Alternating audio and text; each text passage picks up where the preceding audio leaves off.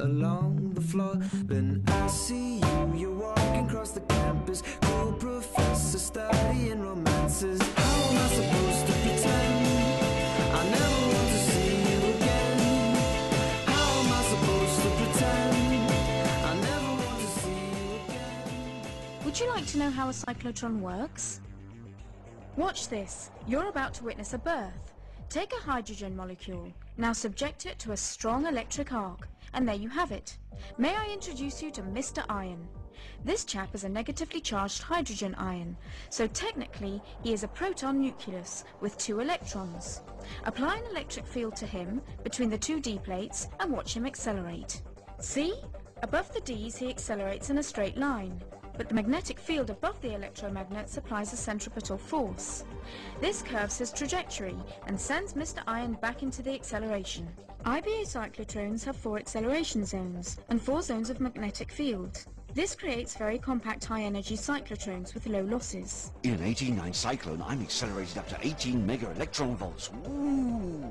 The stripper removes the electrons and Mr. Iron becomes a single positively charged proton, and his trajectory changes. Straight into the near to target where oxygen 18 is waiting.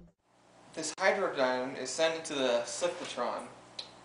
We negatively charge it prior to it entering into the cyclotron. So we send it into the cyclotron and we charge it up.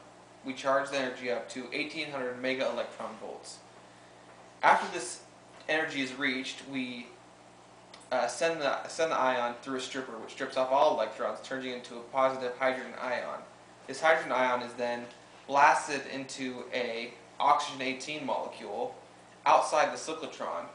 When this happens, O18 is converted to fluorine 18, releasing a neutron in the process, and this gives us our radioactive isotope. To prevent all the matter being annihilated, we make an abundance of it so we can transport it to various locations. If it's a 5-hour transportation, we make this much of it, and we only need this much at the time of the hospital visit. And so we just make an abundance, and it decays in that time, and so when it gets to the hospital, we have the right amount. Now, the oxygen 18 actually turns into FDG, fluorodeoxyl glucose. This is a sugar molecule that can pass through the blood-brain barrier. So we attach our radioactive isotope so we can get feedback from it. We send it into the brain or wherever it needs, such as cancer, which uses a lot of glucose. And this is how we trace back what we need to find out about whatever's happening, tumor, problem, whatever it may be. So, imagine you're a patient right now. Now let's walk through the PET scan process as if you're a patient yourself. So you go to the doctor and they suspect some sort of brain cancer or maybe Alzheimer's disease. And to further verify that, that's when you'd get a PET scan. So you go to the lab, you go to a PET scan lab, and from there you are injected with the tracer. So once the tracer is then injected into your hand or your arm or your gluteus maximus, either one works. And then after that, about 45 minutes after that, it will have entered your body and run its course throughout your entire body. And then at that point, you're placed into the PET scan, and it starts to take pictures of you. It takes about 20 minutes to get one full scan with the PET scan because the actual positron emission tomography is taking place. And after that, the CT scan is taking place, and then those are combined together to make one scan. And usually, they want to take about 2 scans. And from that point, after it's injected into you, the half-life of the radioactive material in you, it has about 64 minutes left in it from after it's injected. So they have about enough time to get maybe 2 or 3 scans once it's been injected.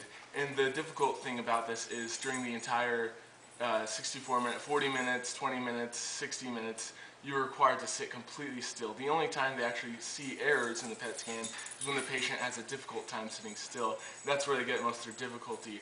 But as a patient, that'd be your experience you'd have to get a PET scan, and from there, further diagnose your problem.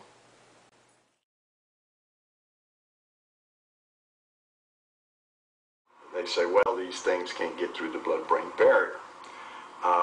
I did rather extensive research in this area, And what I discovered was that there are numerous conditions that we're all subjected to that cause a breakdown of the normal blood-brain barrier. Number one is aging. As we age, our blood-brain barrier begins to deteriorate. It becomes porous. So that anything we eat will pass through the blood into the brain. Alzheimer's disease, Parkinson's disease, all of these diseases are associated with breakdown of the blood-brain barrier.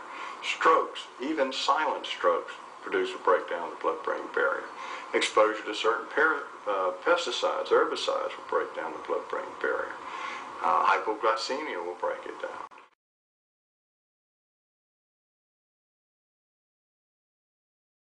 Hi. As explained earlier, radioisotopes are absorbed into all the tissues of the body that use glucose as an energy source. Well, the isotopes are always annihilating each other inside and outside of the body. There's just no way of stopping that. That's just how that works. And which I will explain with the positron-electron annihilation process. Now, with this process, inside the body, the positrons emitted by the radioisotopes and the electrons within the tissues of the body will collide. This will produce 511 kiloelectron volts. And it actually makes an explosion when they collide. Might not sound like a lot because they're so minuscule, but we will explain later how big that explosion actually is. I am the positron-electron annihilation event. When I take an electron and a positron and they smash together, what's going to happen is you're going to get the gamma photons heading off in the 180-degree opposite directions from each other. So let's see what happens when these two objects collide inside your body. It's going to go Hulk smash just like this. Yes, exactly just like that. And here's why. Hand me that. It's because of this, my friends. E equals mc squared. Mr. Albert Einstein, who doesn't really look like Mr. Albert Einstein.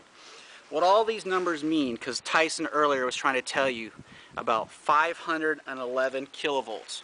What does that mean to you? Nothing. But 511 kiloelectron volts in the body is basically a nuclear explosion going on. Now, what I did with a little online research, and the reason I'm showing a nuclear explosion is pretty simple, because you want this to relate to you. So let's just say that a single kilogram mass, 2.2, I know it says 2.5, but 2.2 pounds is an electron. And the other equally 2.2 pounds, 1 kilogram, is a positron.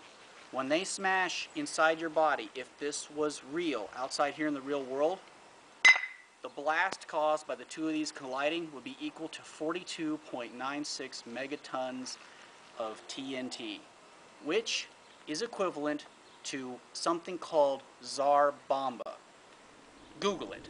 It's the biggest nuclear bomb ever created in the history of mankind. 1961, Russians created it, destroyed half of an island.